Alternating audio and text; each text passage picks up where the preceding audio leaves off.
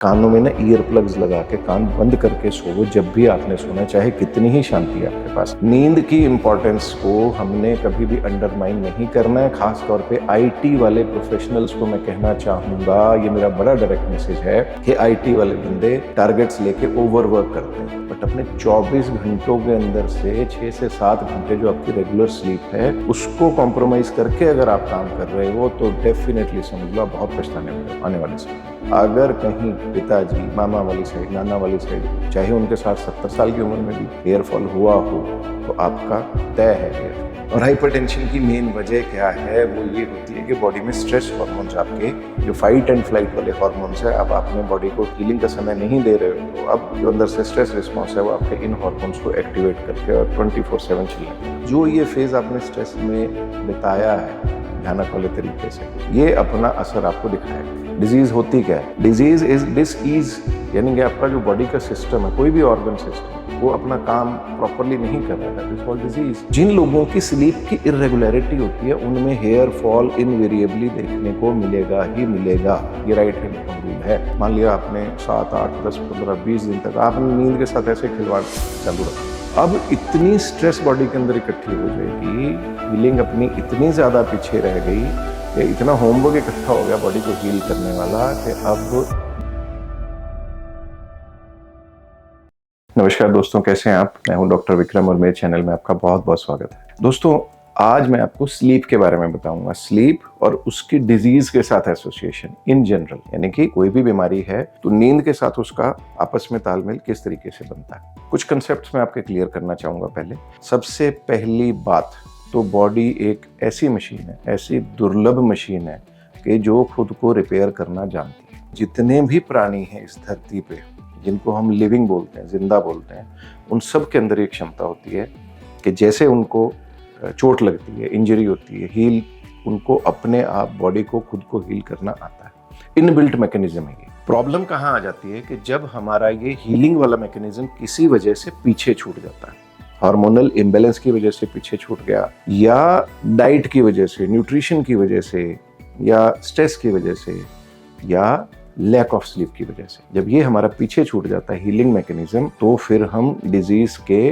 घेरे में आ जाते हैं। डिजीज हमें ओवर पावर कर लेती है। वो डिजीज चाहे आपकी हेयर फॉल हो, बॉल्डनेस हो, जेनेटिक बॉल्डनेस हो, डायबिटीज हो, कुछ भी हो, अगर बॉडी के हीलिंग मैकेनिज्म टाइम पे काम नहीं कर रहे हैं या किसी वजह से वो पीछे रह गए हैं, तो शरीर बीमारी में आपका कहीं ना कहीं ट्रैप हो ही जाएगा। अब इसके पीछे का फंडा बताता हूँ आपको, बहुत जरूरी है। देखिए, शरीर में कॉन्टिन्यूस वियर एंड टियर होता रहता है, ये तो आप मानते ही होंगे। वियर टियर का मतलब, फॉर एग्जाम्पल, मैं बैठ के आपके सामने बात कर रहा हूँ, अब मेरे मुंह से लेके और इंटेस्टाइन के अंदर तक खाना अंदर पच रहा है, बहुत सारे सेल्स, एसिड अंदर निकल रहा है स्टमक के, वो एसिड सेल्स के लेयर को डिस्ट्रॉय भी कर रहा है। थोड़ा थोड़ा ऊपर से वो छिली जा रही है लेयर्स, एपिथेलियम टूट रहा है, अंदर गिर रहा है। अंदर बैक्टीरिया हैं लार्ज इंटेस्टाइन के अंदर, वो बैक्टीरिया हमारी जो बड़ी आंत है उसके ऊपर अटैक करते हैं। वहाँ से हमारे जो फाइटिंग वाले सेल्स हैं, इम्यून सेल्स हैं, वो ऊपर से उसको रोक के रखते हैं। तो कॉन्टिन्यूस बॉडी के अंदर एक चीज़ चले जा रही है, इंजरी हुए जा रही है, और इंजरी को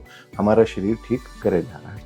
ब्लड फ्लो करता है, ब्लड अपनी वेसल्स के अंदर फ्लो कर रहा है। अब जैसे ही फ्लो करेगा तो फ्रिक्शन की वजह से जो अपनी वेसल की वॉल है उसके अंदर से उसके एपिथेलियम को कहीं ना कहीं छोटी छोटी शेयरिंग डैमेज करता रहता है, बॉडी उसको हील करती रहती है। अब ये तो हुआ एक कि जिस स्ट्रेस को बॉडी 24/7 अपना हीलिंग के अंदर काम करे जा रही है। अब एक स्टेज ऐसी आती है, हीलिंग का मोस्ट ऑफ द पार्ट आपका चलता रहा, एक्चुअल जो 60 to 70% हीलिंग है वो शरीर को तब समय मिलता है, अपने सेल्स को तब समय मिलता है जब हम अपनी सारी एनर्जीज को बाहर से इकट्ठा करके और शांत कर देते हैं। इसीलिए जो एक्चुअल हीलिंग है शरीर की, 60 से 70% हीलिंग, वो नींद के दौरान ही पॉसिबल है। और स्लीप अगर किसी भी तरीके से कॉम्प्रोमाइज हो गई, इसको बोलते हैं स्लीप डेफिसिट, स्लीप का लैग, स्लीप आपकी इकट्ठी हो गई। फॉर एग्जाम्पल, आप सिर्फ 4 घंटे सोए और नॉर्मली आप 6 से 7 घंटे सोते हैं, ये हर व्यक्ति का डिफरेंट टाइम रहता है। होता क्या है कि अगर हमारा स्लीप टाइम एक दिन डेफिसिट हो गया, मान लीजिए कि 6 घंटे सोते हैं, 4 घंटे, अब 2 घंटे का माइनस जा रहा है, अगले दिन फिर आपने ऐसा किया तो आपका 2 और 2 4 घंटे जुड़ गया। अब तीसरे दिन आपको ये 4 घंटे पूरे करने ही होंगे, यानी कि उस दिन आपकी नींद 6 से लेकर 10 घंटे के बीच में कहीं ना कहीं ऑटोमेटिकली चली जाएगी। अब क्या कर रहे हैं आप कि तीसरे दिन भी आपने डेफिसिट क्रिएट कर दिया, फिर आपने 4 घंटे माइनस कर दिया, फिर अगले दिन भी कर दिया, फिर अगले दिन भी कर दिया, फिर अगले दिन भी कर दिया। अब ये जितना आपके घंटे इकट्ठे हुए जा रहे हैं नींद के, और आप इनको पूरा बॉडी को टाइम नहीं दे रहे हैं, तो आप अब समझ लो कि शरीर में बॉडी गिव अप कर देगी। Give up in the sense कि अब बॉडी कहेगी कि नींद नहीं चाहिए, अब इसी हिसाब से चलते, तो आपकी सारे शरीर की फंक्शनैलिटी को नीचे ले आएगी। जो आपकी एफिशिएंसी 6 से 7 घंटे की नींद पे थी, अब आप 4 से 4.5 घंटे डेली पे बॉडी के साथ जबरदस्ती कर रहे हो, तो आपकी एफिशिएंसी भी 100 से कम होके 50-60 के आसपास आके टिक जाएगी। आपके जो सेल्स हैं, इम्यून सेल्स हैं, उनकी भी कैपेसिटी ऐसी कम हो जाएगी, बॉडी को हीलिंग की कैपेसिटी कम हो जाएगी। अब हेयर फॉल है, फॉर एग्जाम्पल, एक एग्जाम्पल देता हूँ, हेयर के नीचे इन्फ्लेमेशन हो रही है, DHT ने उसको उड़ाना है, कोशिश कर रहा है, बॉडी उसको किसी न किसी तरीके से हील करने की कोशिश कर रही है, ये वाला प्रोसेस भी आपका रुक जाएगा साइड में। तो जिन लोगों की स्लीप की इरेगुलरिटी होती है, उनमें हेयर फॉल इनवेरिएबली देखने को मिलेगा ही मिलेगा। सिरहाने पे रोज सुबह बाल दिखेंगे ही दिखेंगे, गारंटी है, right. Even the strongest part of the head, जो आपका सिर का पीछे का हिस्सा है, वहां से भी आपको बाल झड़ते हुए दिखाई देंगे। नींद की इतनी ज्यादा इंपॉर्टेंस है। उसके बाद क्या होता है, इस फेज को और आगे खींच देते हैं। मान लिया आपने 7, 8, 10, 15, 20 दिन तक आपने नींद के साथ ऐसे खिलवाड़ चालू रखा, अब इतनी स्ट्रेस बॉडी के अंदर इकट्ठी हो जाएगी, हीलिंग अपनी इतनी ज्यादा पीछे रह गई कि इतना होमवर्क इकट्ठा हो गया बॉडी को हील करने वाला, कि अब डिजीज जो है सामने बैठी है आपके ऊपर आके अटैक करने के लिए। डिजीज होती क्या है? डिजीज इज डिसईज, यानी कि आपका जो बॉडी का सिस्टम है, कोई भी ऑर्गन सिस्टम, वो अपना काम प्रॉपरली नहीं कर रहा, that is called disease. Kidney proper filter नहीं कर रही है अगर यूरिन को, तो आपका ब्लड के अंदर क्रेटिनिन और यूरिया ये इंक्रीज हो जाएंगे, तो किडनी डिजीज बोल देते हैं। एकदम से हुआ तो एक्यूट किडनी डिजीज, और थोड़ा सा लंबे समय से हो रहा है तो क्रॉनिक किडनी डिजीज, CKD बोल देते हैं उसको। Same is true with the liver, same is true with the stomach, gastritis, कुछ भी ले लो आप। सारी चीजें घूम घाम के कहीं ना कहीं से जीरो इन करके आपके स्ट्रेस पे आके टिक जाएंगे। एक और इम्पॉर्टेंट चीज, ऐसा नहीं है कि आपने स्ट्रेस चालू रखा जी, आपका चल रहा है, नींद डिस्टर्बेंस है, सारा कुछ गड़बड़ है, और फाइनली आप एक दिन बिल्कुल सारा आपका स्टेबलाइज हो गया। अब जो ये फेज आपने स्ट्रेस में बिताया है भयानक वाले तरीके से 12, 15, 20 दिन, ये अपना असर आपको दिखाएगा। आने वाले 2 से 3 महीने में आपको कहीं ना कहीं इसका इफेक्ट दिखाएगा। और अगर आप बहुत जिद्दी हैं, बहुत ज़्यादा अपने शरीर के साथ ज़बरदस्ती कर रहे हैं और कॉन्टिन्यूस लगे ही हुए हैं, स्लीप का डेफिसिट भी चल रहा है, ओवरवर्किंग भी चल रही है, कुछ भी रिलैक्स वाला कोई फंडा नहीं है, तो फिर आप समझ लीजिए आपने बहुत सारी चीज़ों को दावत दे दी। और उसमें सबसे पहले आता है BP, ब्लड प्रेशर, हाइपरटेंशन। और हाइपरटेंशन की मेन वजह क्या है? वो ये होती है कि बॉडी में स्ट्रेस हार्मोन्स, आपके जो फाइट एंड फ्लाइट वाले हार्मोन्स है, अब आपने बॉडी को हीलिंग का समय नहीं दे रहे हो, तो अब जो अंदर से स्ट्रेस रिस्पांस है वो आपके इन हार्मोन्स को एक्टिवेट करके और 24/7 चलने देगा। उसका पहला रिस्पांस आया था आपका कि आपको BP, सबसे पहले ब्लड प्रेशर की प्रॉब्लम होती है। हेयर फॉल तो साथ में है ही है, अनलेस एंड अनटिल कि आपकी बहुत स्ट्रॉन्ग जीन्स है, यानी कि आपके बॉडी में DHT का या जेनेटिक पीछे से कोई भी आपके एलिमेंट अगर नहीं है, फिर तो आप इस चीज को झेल जाओगे। अगर कहीं पिताजी, मामा वाली साइड, नाना वाली साइड, चाहे उनके 60-70 साल की उम्र में भी हेयर फॉल हुआ हो, तो आपका तय है हेयर फॉल। लिख के देता हूं मैं आपको। नींद की इंपॉर्टेंस को हमने कभी भी अंडरमाइन नहीं करना है। खास तौर पे IT वाले प्रोफेशनल्स को मैं कहना चाहूंगा, ये मेरा बड़ा डायरेक्ट मैसेज है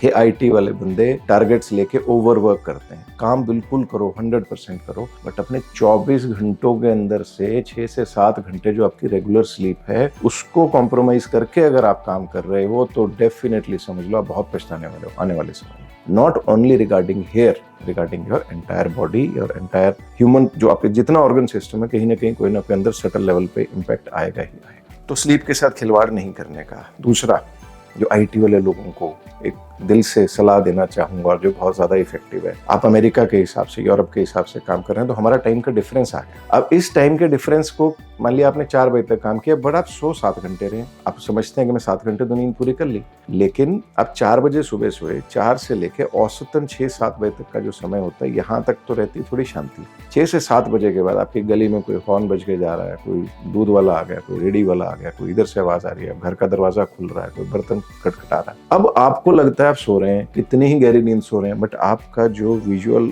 आंखों के ऊपर जो लाइट पड़ रही है सटल लेवल पे, और जो कानों के अंदर आपके आवाजें जा रही हैं, ये आपके ब्रेन को अब इन्होंने जगा दिया। बेशक आपका शरीर सो रहा है बट अब आपका ब्रेन नहीं सो रहा। इसको सर्कमवेंट करने के लिए हर एक बंदे को ये बोलता हूँ कि कानों में ना ईयर प्लग्स लगा के कान बंद करके सोवो जब भी आपने सोना, चाहे कितनी ही शांति है आपके पास। आप साउंड प्रूफ कमरे तो नहीं है ना अपने पास, आवाज तो कहीं ना कहीं से आएगी और रोशनी भी आएगी।